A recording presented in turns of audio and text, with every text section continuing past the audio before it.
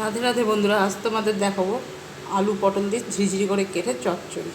এরকম পটল নেবে, প্রথমে পটলটা এইভাবে মিহি কেটে দেবে, এইভাবে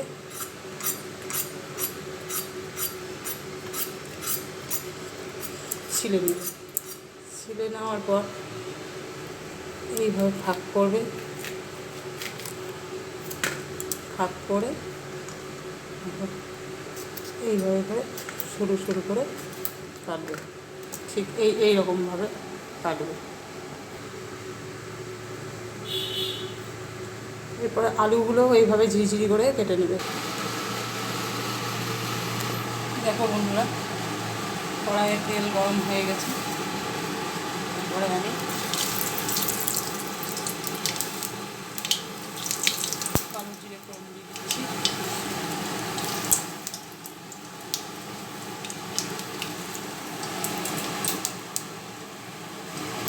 তারপরে কেটে রাখা পটলগুলো সব নাড়িয়ে চালিয়ে ঢাকা দিয়ে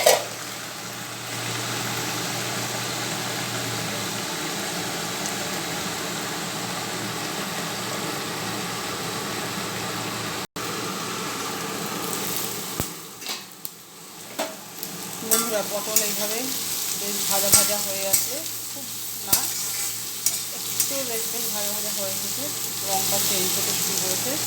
সেখানে কুচনো আলুগুলো ছেড়ে দেবে।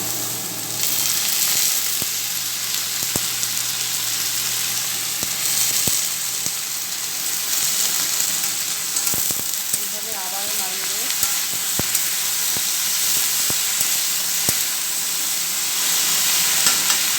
লবণ হলুদ কিন্তু এর মধ্যে দেবো না, আবার ঢাকা দেবো। বন্ধুরা দেখো, আলুর কালার চেঞ্জ হতে শুরু করেছে। এই সময় আমি কিছু পেঁয়াজ কুচি ও লঙ্কা কুচি দিয়ে দেবো। পেঁয়াজ আগে দিলাম না, কারণ পেঁয়াজ আগে দিলে পুড়ে যায়, বিশ্রী একটা গন্ধ আছে। এইটাই খুব সুন্দর সেন্ট হবে।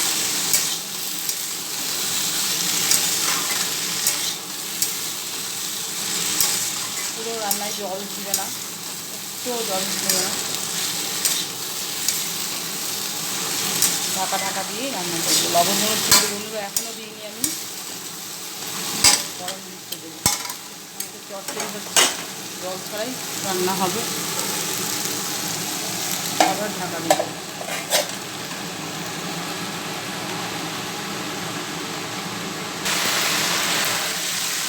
দেখো বন্ধুরা, ভাজা ভাজা হয়ে এসেছে। এই সময় আমি পরিমাণ মতো লবণগুলো দিয়ে দিই।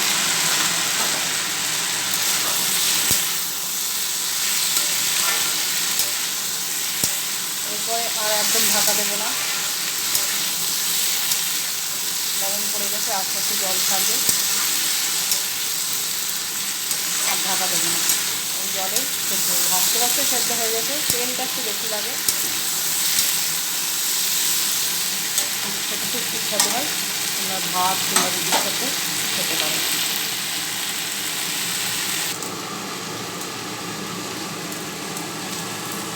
দেখো বন্ধুরা, ভাজা ভাজা হয়ে গেছে। দেখো কড়াইয়ে একটু লাগছে না, এবার তেল ছেড়ে দিচ্ছে, দেখো তো কড়াইয়ে লাগছে না। রঙটাও দেখো সুন্দর লাল লাল হয়েছে। দাঁড়াও, চিমনির লাইটটা জ্বালিয়ে তাহলে তোমরা বুঝতে পারবে।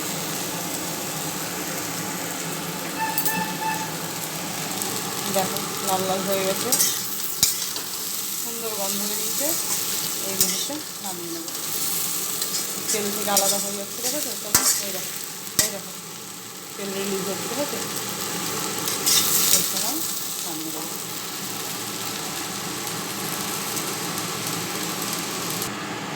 এই দেখো বন্ধুরা, নামানোর পরে এইরকম হয়ে থাকবে, খেতে খুব অসাধারণ লাগে। গরম ভাতে বা রুটির সাথে তোমরা খেতে পারো। এইভাবে কড়াই দেখো পরিষ্কার হয়ে গেছে, তার তলায় লাগিয়ে এইভাবে করেই রান্না করতে হবে। তাতে ভাজাটা হয়ে গেছে। এখানেই আমার ভিডিও শেষ করি বন্ধুরা।